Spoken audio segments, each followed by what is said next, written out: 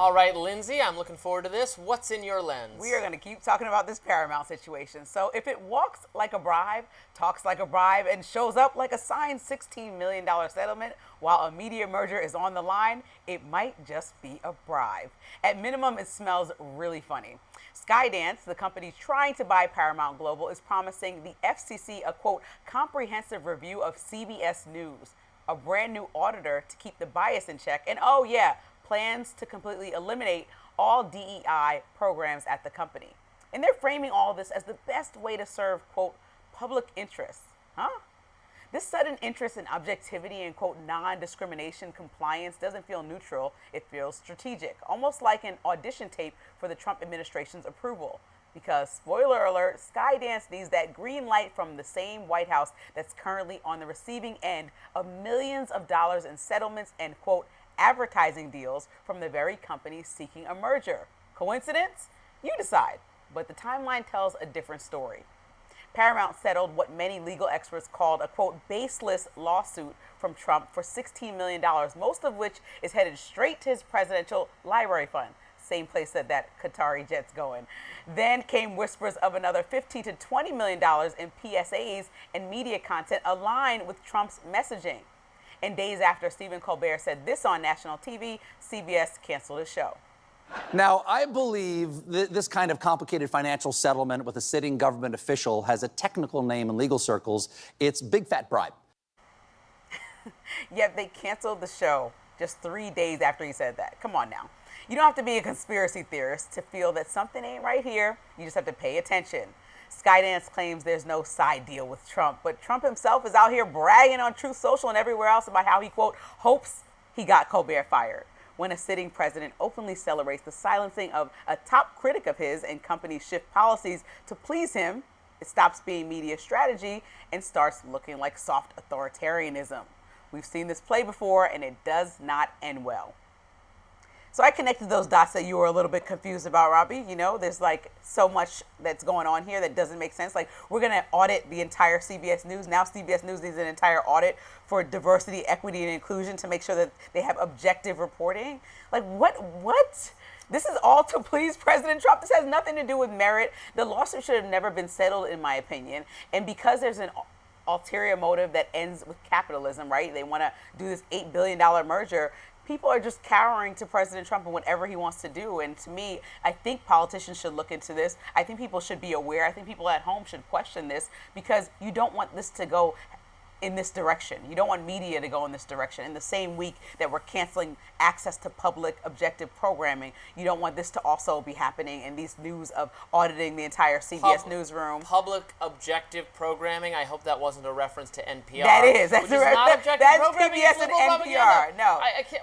We're not. This is not about. This is not about. Propaganda. No, I can't take this seriously. That you're not actually seeing the writing on the wall here. Getting rid of DEI is popular and pro-consumer. Yeah, but companies don't have DEI based on popularity. They have DEI based on necessity. They have DEI based on lack of access for people of color and from different experiences to opportunities. No, that is just false. Why it came about is because people were not allowed in spaces, because naturally, right, you go with people that you know, and naturally people sit within their communities. So it's easier to hire somebody who looks like you, who you spend more time with, who you see in those roles because you see yourself. And so DEI was created so we have a wide variety of voices in the room, not to, especially in a newsroom, not to bring down just one perspective and one voice. All walks of life help tell a full story, correct?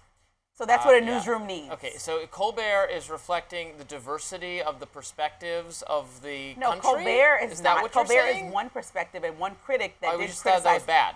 No.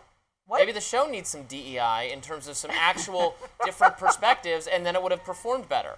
Like South Park, which we're also talking about, which does actually do a wide range of views and skewering of all sorts, and it's insanely popular and profitable. Colbert is not, because he makes obvious, lame, anti-Trump jokes that are interesting to an increasingly small slice of the population, and it's very tired and very worn out and not very funny when he does it. When John Oliver does it, it's kind of funny. When Colbert does it, it's a little bit lazy. And so here we are. There's no conspiracy. Getting rid of DEI is good. Getting rid of Colbert is fine because there's not enough people watching it. As a business owner, we're in early third quarter, okay? Reports don't come out on how much you lost. This is an odd time, 3 days after he calls it a bribe, to cancel the show. The beginning of the year, early fourth quarter, this is where you make those decisions for the next year. They made this abruptly in response to, in retaliation to requests, then I believe. They would have just ended it today. Well, he probably would just get paid out and they have no programming, right? They got to fill a slot. So they couldn't be losing that much money because if they would have put a PBS show there, it probably wouldn't have done well in the middle of the evening, right? So that's the point, is that it makes enough money to keep it on for the next year and a half. So it wasn't that bad. I don't know how we can get away from the point I made when I discussed this in my radar, which is just that if you have a problem with Trump having power over this merger because he's the president of the government, then you must, I don't know what conclusion you can reach other than we should have a libertarian approach to this where the government does not provide oversight into mergers of this kind, which is a policy I would agree with, but I know that you would not, and that no Democrats would agree with. So then I don't understand what they're saying. They're just saying, we're mad the federal government is exercising control over this instead of us. It's one thing if, like, the FCC... Bad when you do it, good when I do it. Well, it's one thing if the FCC or the federal government is looking at programming and saying, okay, this is going to be a monopoly if X company buys another company. It's another thing if you're saying, oh, children... Do you really believe that would not be political? Children will be watching at this time. We need to take out the curse words and make sure that this is appropriate for television. That's the dumbest thing of all. These are all different things that I find appropriate. But when we have somebody trying to criticize a network for editing an interview and a breath out of an interview, and that's what we're trying to sue for $16 million over. This is a political vendetta against the company. This has nothing to do with merit on suing a news organization for not delivering the news. And everything so the FCC I don't think does that is I think the government ought to be asking ridiculous. questions, but I think that question was silly shouldn't. and very politically motivated from President Trump and is seeking retribution right now. And so CBS and Paramount as a company is complying because that's the right thing to do if they want to make money. And their interest is more in money than telling real journalism and news, obviously, because they're owned by a broader company. And I get it, that's capitalism. You just brought but up, I think that is what Trump's point was, is that your company, if you want to continue to grow in America, has to abide by my rules, even if the rules make no sense. Didn't you just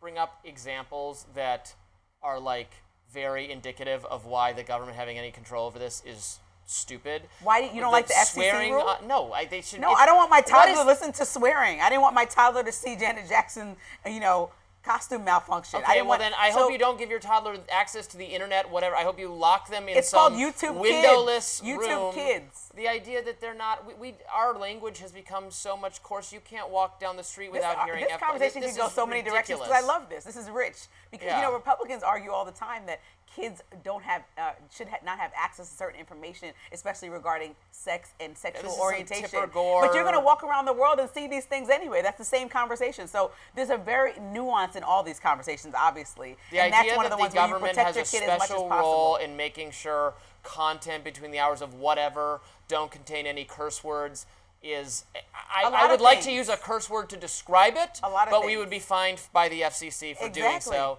since our program is now on not just the internet on YouTube, but is also on TV here in the District of Columbia. I love a good rule. So we have to self-censor. Oh. You don't have to. Why are you using a curse to make your point? I literally cannot communicate to you how much I hate this. I love a rule. President Trump, next up, is speaking out after reports he was told his name is in the Epstein files. We will get to that topic next. Stay with us.